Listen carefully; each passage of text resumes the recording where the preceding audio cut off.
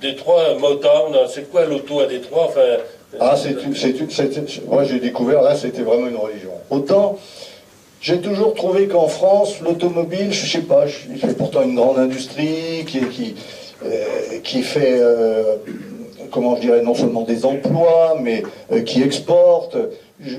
J'avais pas l'impression, même dans Paris, même avec les quelques contacts qu'on pouvait avoir avec les ministères, etc., qu'elle avait une aura particulière, quoi. Franchement, j'ai même toujours été déçu. Je me souviens d'ailleurs de l'avoir dit clairement dans certains représentants ministériels en disant, mais finalement, on voit bien que l'industrie automobile en France, ça ne vous intéresse pas. Ils se défendaient, mais mollement. Là-bas, c'est l'inverse. Tout est fait, enfin, je ne sais pas maintenant, mais en arrivant dans les années 80, je peux vous dire que tout était fait pour l'automobile. C'est vraiment la religion de l'automobile. Et un respect il suffisait de dire qu'on était un ingénieur de l'automobile pour être considéré comme quelqu'un qui œuvrait pour le bien général. Ça, c'était très frappant. Alors évidemment, ça les intéressait beaucoup, les Français. J'ai été invité à faire des conférences, parce que c'est très porté. D'ailleurs, ça aussi, c'est très américain. Ici, vous faites des conférences techniques, j'en ai fait des dizaines, vous êtes remercié gentiment, mais c'est tout. Là-bas, vous repartez avec une espèce de trophée qui sont préparés, avec une plaque. D'un goût merveilleux, en général. Peu importe, mais c'est le geste, si vous voulez. Hein.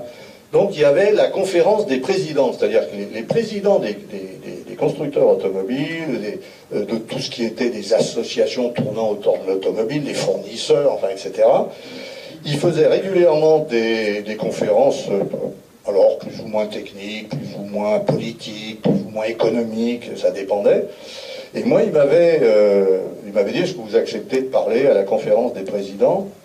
Et nous, ce qui nous intéresserait, c'est que vous nous disiez, est-ce que vous avez trouvé des différences de comportement entre les différents services d'une entreprise, entre ce qui se passait en France et ce qui se passait aux États-Unis?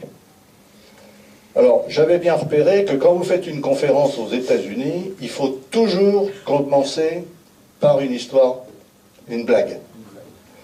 Alors, j'en avais cherché une et que j'ai utilisée plusieurs fois parce que j'avais vu qu'elle faisait un tabac. Je la résume rapidement. C'est une entreprise qui veut construire un grand bâtiment, qui fait venir 3 ingénieurs, enfin, ou 3 représentants de société, un Américain, un Anglais et un Français. L'Américain, il vient avec son projet, il dit, voilà, moi je suis capable de vous faire ça pour 3 millions de dollars. Ah bon, et ça se décompose comment? Ben, c'est très simple, il y a 1 million de dollars de matériel, il y a 1 million de dollars pour vous et 1 million de dollars pour moi. Oui, bon. Et alors il fait venir l'anglais, c'est la même chose, sauf que c'est doublé. Et puis il fait venir le français et c'est triplé. Ouais, c'était 9 millions de dollars, il y avait 3 millions pour les travaux. Ah non, le français, oui c'est ça, ça finissait comme ça. Ben, ça fait 9 millions de dollars. Ah bon, et vous faites ça comment? Eh ben, 3 millions de dollars pour vous, 3 millions de dollars pour moi, et laissez donc cet imbécile d'Américain faire tout le boulot pour 3 millions de dollars. Donc je commençais ma conférence comme ça, et alors j'avais fait ma conférence sur le thème, ben finalement j'ai pas trouvé tellement de différence. C'est-à-dire que les mêmes bagarres que j'avais connues en France, je parle sous contrôle de gens, entre par exemple le bureau d'études et les méthodes, entre le bureau d'études et les achats, j'ai retrouvé ça exactement pareil. J'avais même tellement... j'ai dit, vous prenez quelqu'un, vous lui collez une étiquette sur le dos, vous êtes bureau d'études, il va avoir exactement le même mode de fonctionnement vis-à-vis de celui qui a l'étiquette achat ou celui qui a l'étiquette méthode, que ce soit des deux côtés de l'Atlantique, et même si c'est pas exactement pour les mêmes technologies. Donc ça les avait intéressés, donc voilà, mais il y avait sans arrêt des choses qui se passaient pour l'automobile, quoi.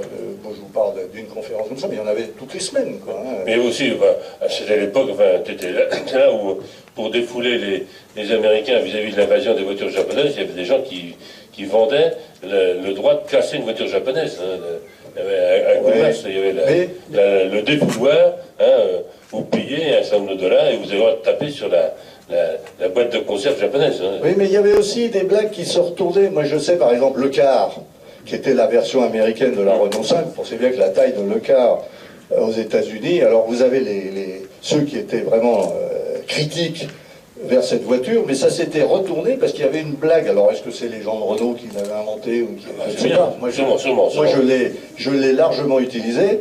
C'était donc un gars qui disait « Oui, mais alors, cette voiture, franchement, c'est beaucoup trop petit, elle n'a même pas l'air conditionné. » Et le gars lui disait « Ah, mais c'est pas grave, moi j'en ai toujours 2 prêtes dans mon frigidaire. » Donc, il y avait même un certain humour aussi